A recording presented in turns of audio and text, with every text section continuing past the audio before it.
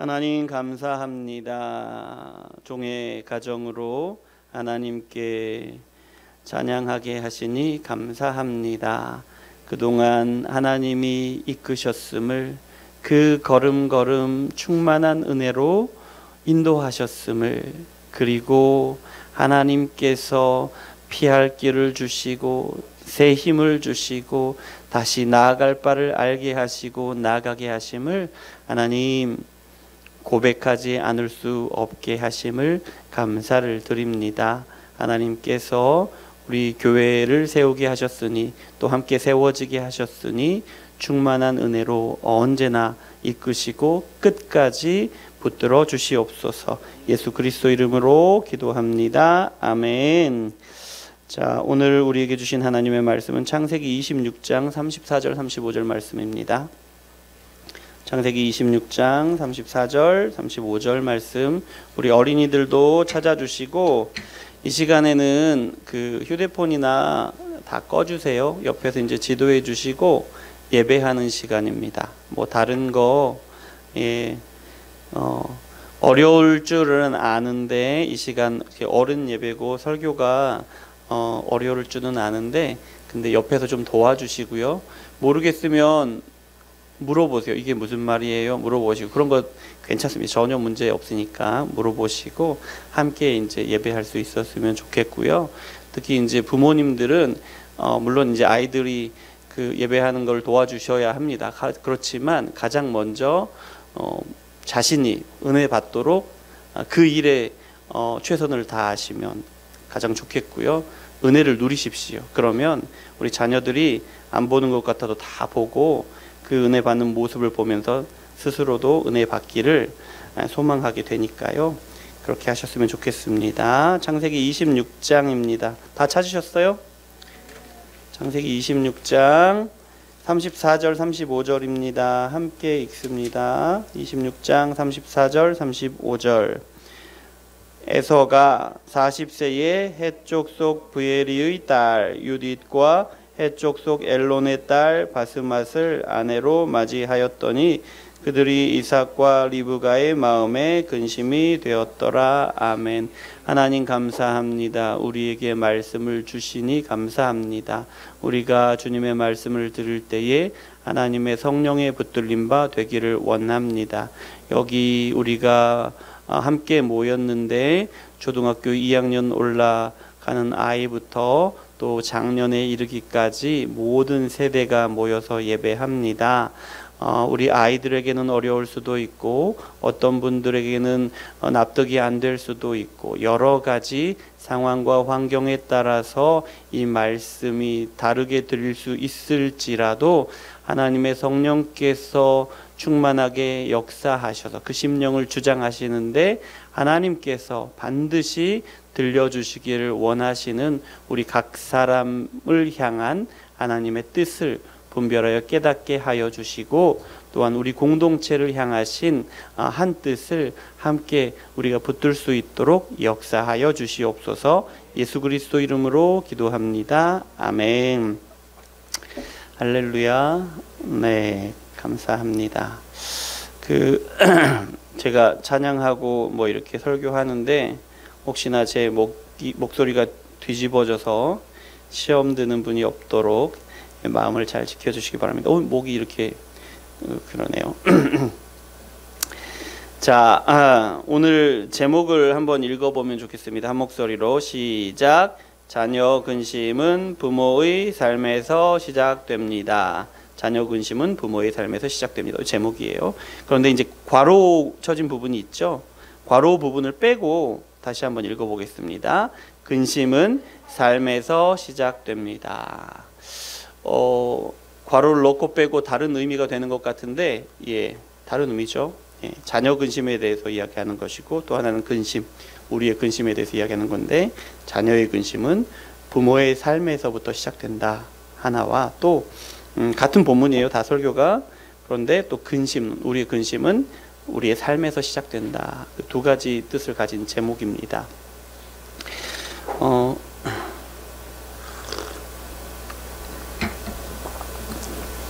오늘 말씀은요, 이삭의 첫째 아들 누구죠? 에서에 대한 에서의 결혼에 대해서 잠깐 이야기를 나누고 또 이삭이 에서에게 그 장자권을 물려주려고 축복하려고 하는 그 장면에 대해서 이야기를 나눌 건데 그 내용을 하나하나 이렇게 그 전체를 이렇게 짚어 가지는 않고 그 중에서 우리에게 주시는 교훈만 받도록 하겠습니다.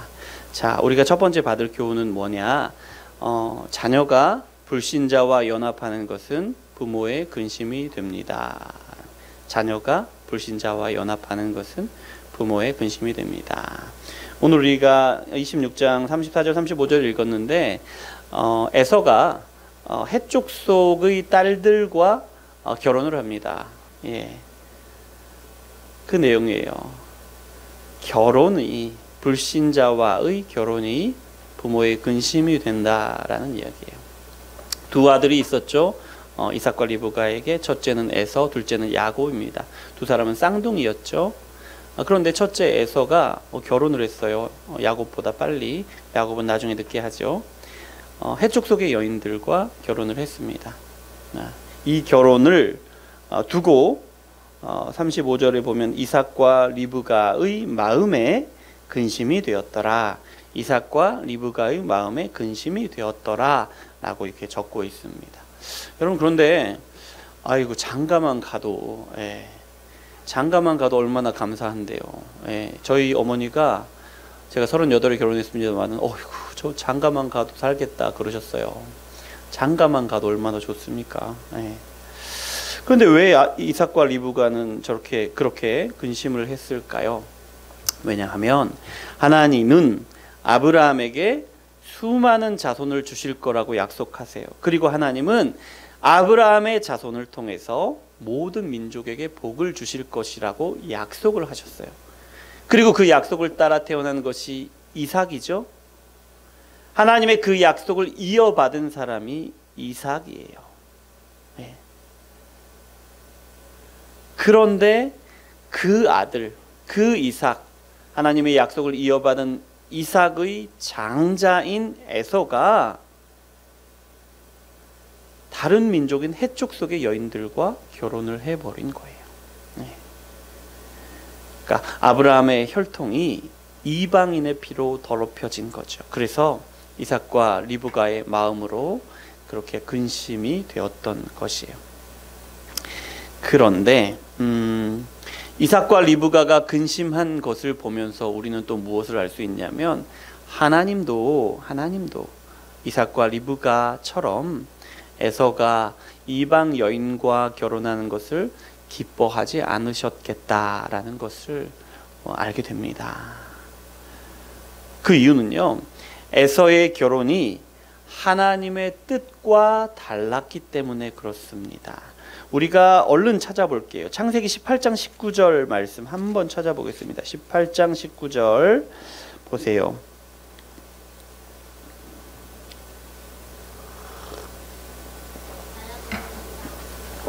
함께 읽어볼까요?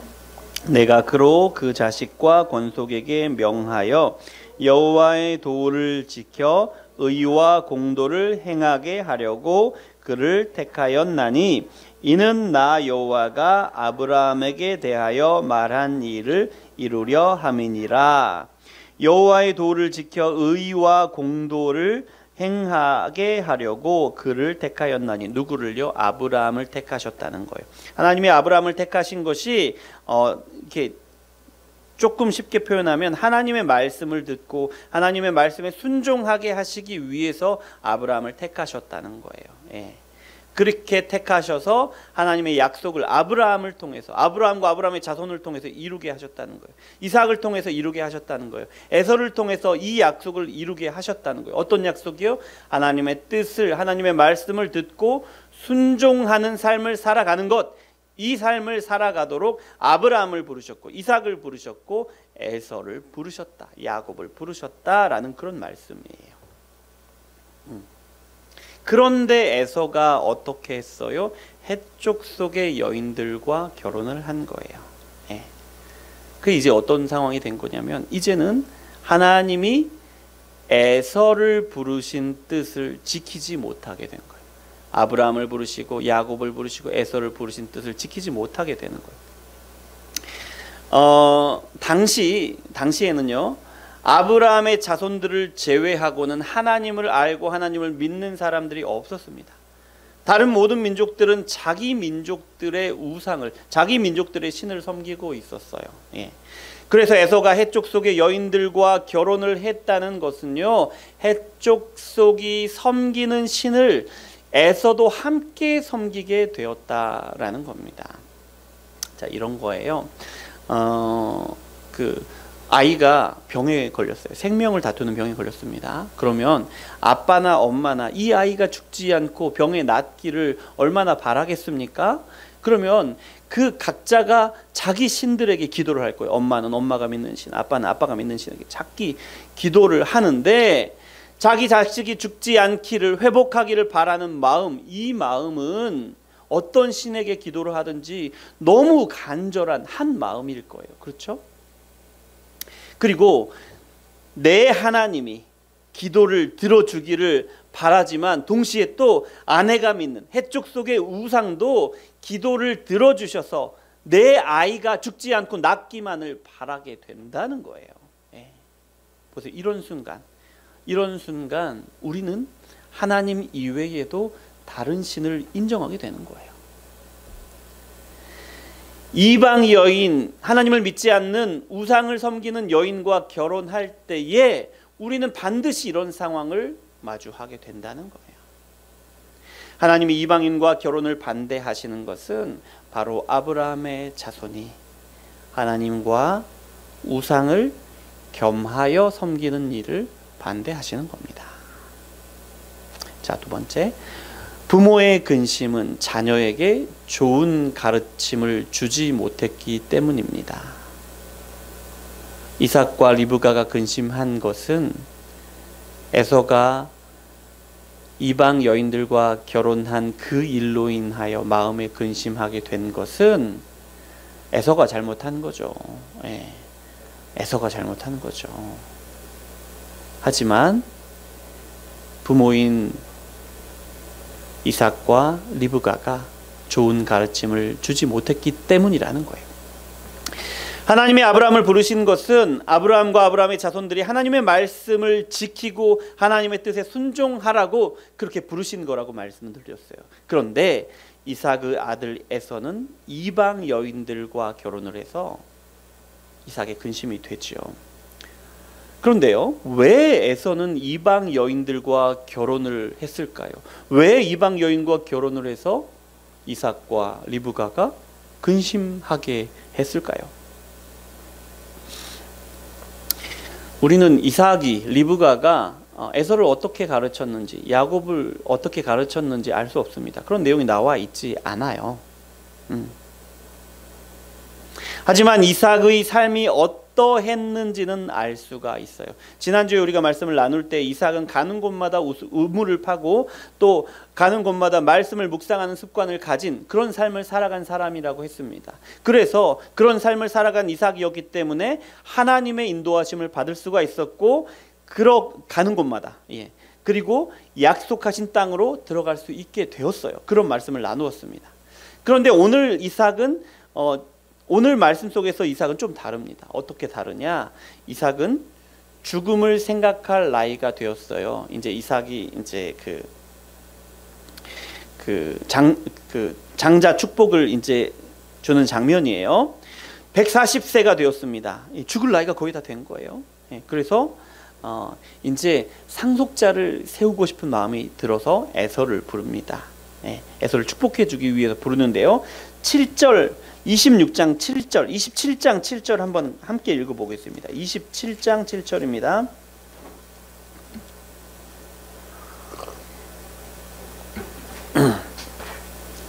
자, 우리 어린이들도 힘들겠지만 잘 들어보셔요. 27장 7절입니다. 함께 읽습니다.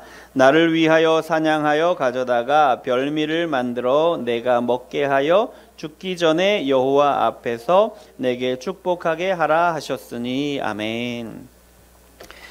이삭이 에서에게 이렇게 말합니다. 그러니까 이삭이 에서에게 축복을 할 것인데, 장자의 축복을 할 것인데, 에서가 사냥해서 요리해준 맛있는 음식, 그렇게 맛있는 음식을 해주면 그 요리 때문에 에서에게 장자의 축복을 주겠다라고 말하고 있는 거예요.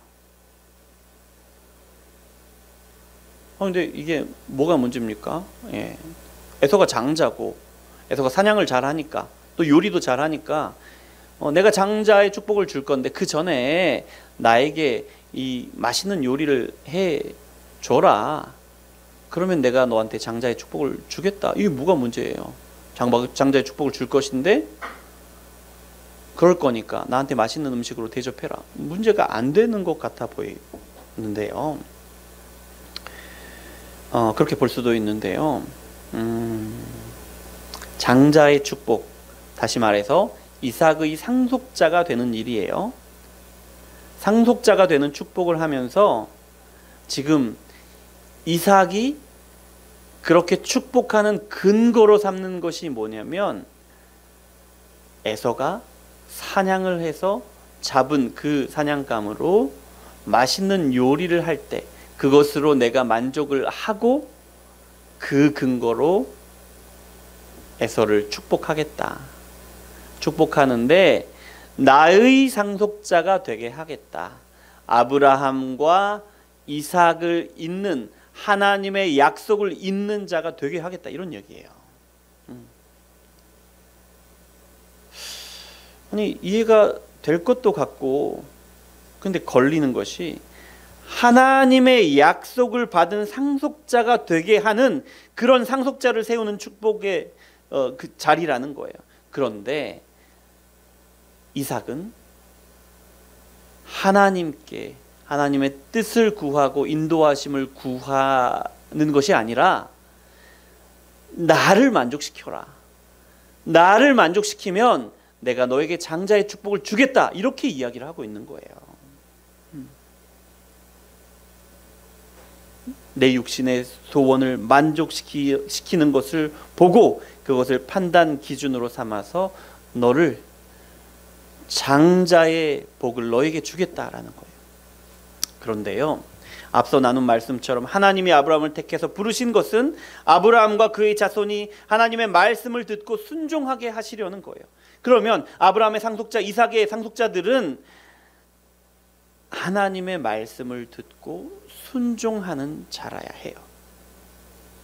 그러면 그 상속자가 되는 사람은 반드시 하나님의 말씀을 듣고 순종하는 자가 돼야 된다는 얘기인데, 그 상속자를 세우는 일인데 당연히 하나님의 인도하심을 구해야 한다는 거예요. 그런데 이삭은 이 중요한 결정에 있어서 자기 입맛을 만족시켜 주는 것을 기준으로 삼고 있더라는 것입니다.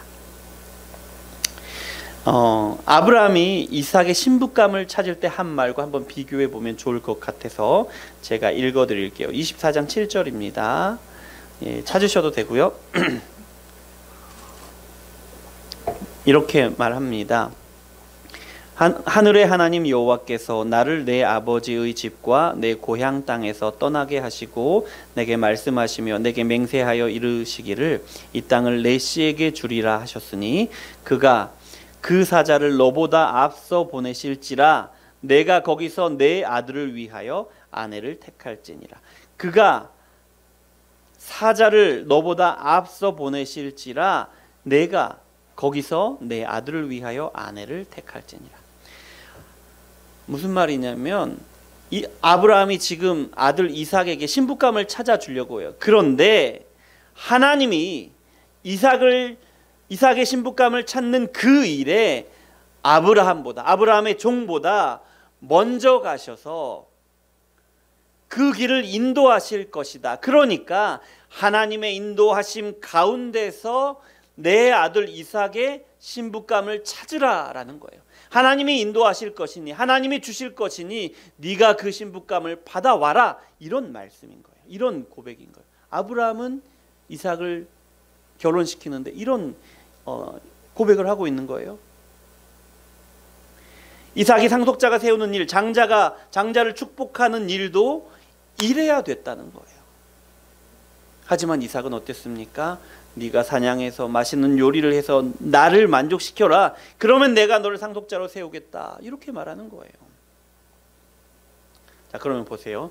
이삭이 삶으로 보여주는 신앙의 고백은 아브라함이 그 삶으로 보여준 신앙의 고백과 완전히 다른 거잖아요. 하나는 하나님이 인도하실 것이니 그 인도하심 가운데 순종해라.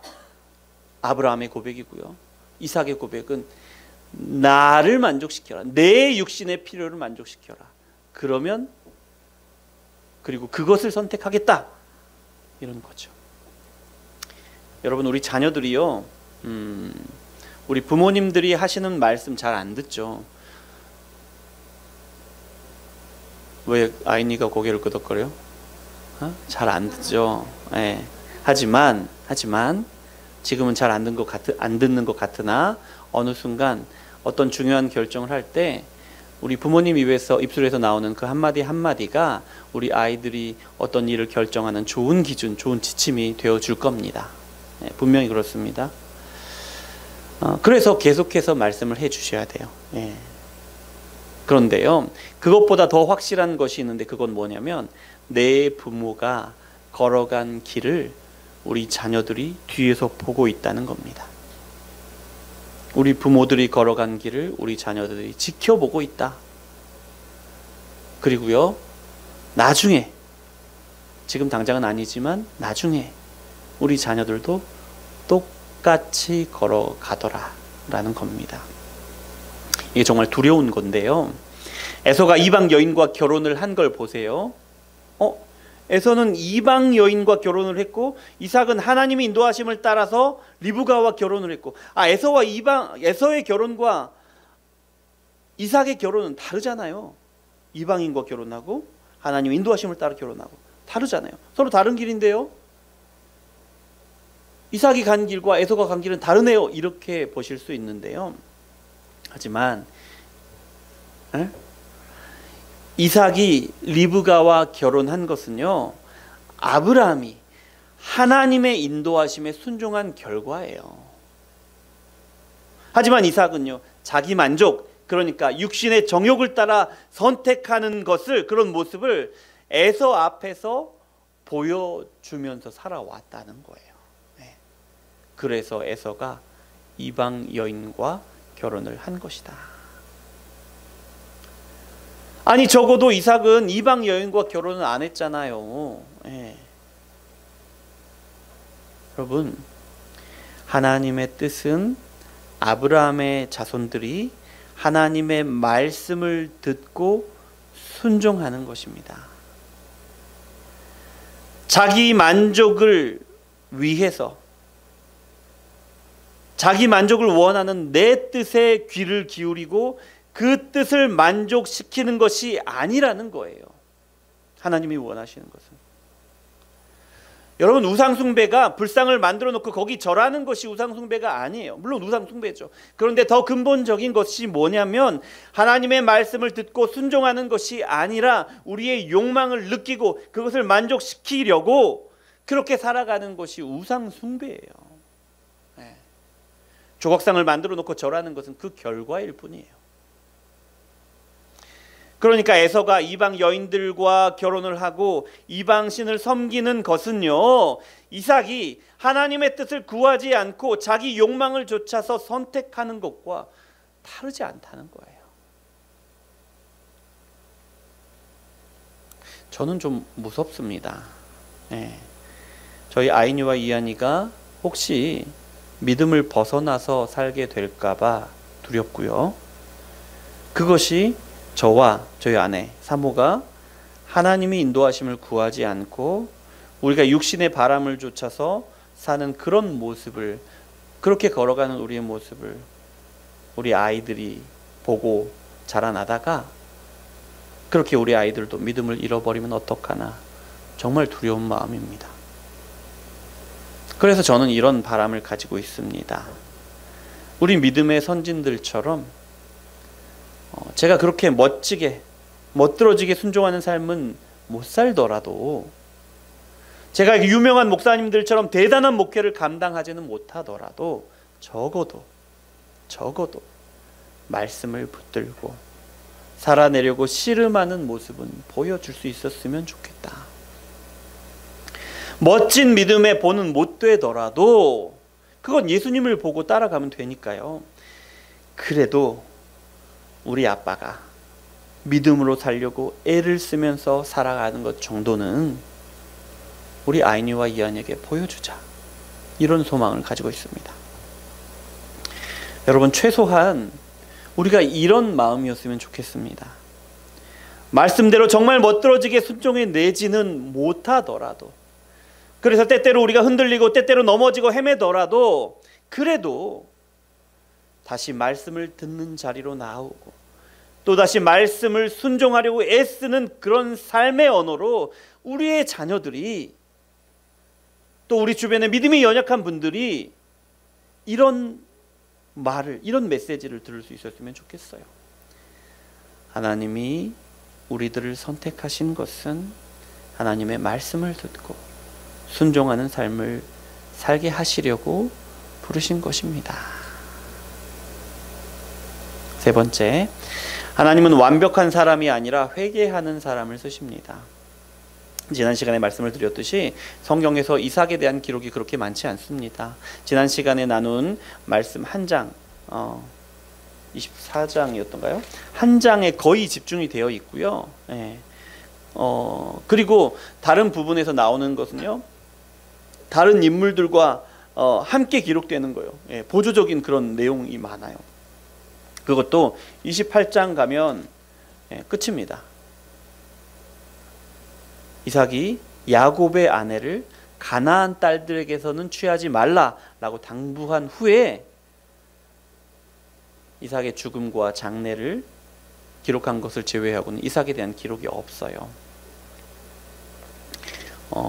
하나님의 뜻을 구하지 않고 육체를 따라 행하는 이삭은 더 이상 주인이 쓰시기에 적합한 그릇이 못 되었다는 거예요. 그래서 성경에 기록된 부분이 이렇게 적습니다.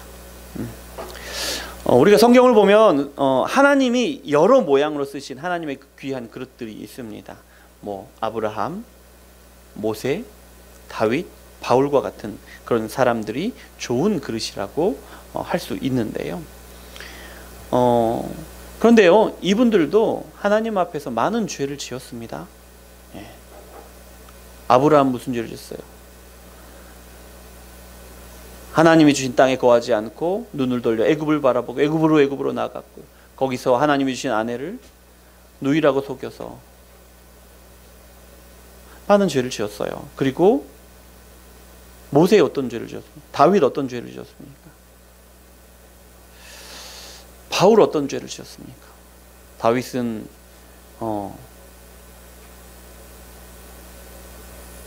한 여인을 차지하기 위해서 자기 부하를 죽였죠. 그러고도 많은 죄를 지었어요. 바울은 어떻습니까? 예수님의 제자들을 죽이려고, 감옥에 가두고 죽이려고 얼마나 애를 썼습니까? 그런 사람들이었어요.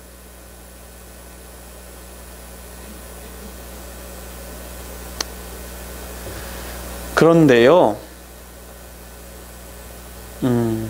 하나님이 사용하신 귀한 그릇들, 이런 분들은요, 시시때때로 하나님 앞에 죄를 지었지만 중요한 것은 죄를 지을 때마다 하나님 앞에 나와 회개했다는 거예요. 또다시 하나님의 뜻을 구하고 그 뜻 앞에 복종하였다는 것입니다. 그렇게 한 걸음 한 걸음 그 인생의 걸음들을 걸어 나갔는데요, 이분들은, 하나님이 사용하신 좋은 그릇들인 이분들은요, 공통점들이 있는데 뭐냐면 마지막 순간까지 하나님이 맡기신 사명을 감당하고 있었다는 거예요.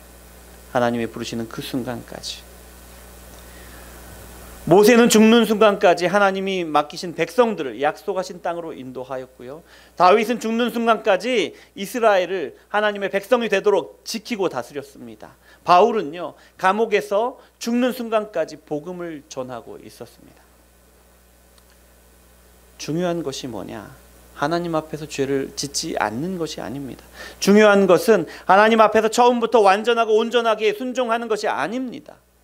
순간순간 육체를 따라 선택을 하고 살아가는 그런 실수를 범할 수 있습니다. 하지만 하나님의 말씀의 셈을 다시 파고 말씀이 우리의 어리석음을 깨닫게 하실 때마다 하나님 앞에 나와 회개하며 나오는 것입니다.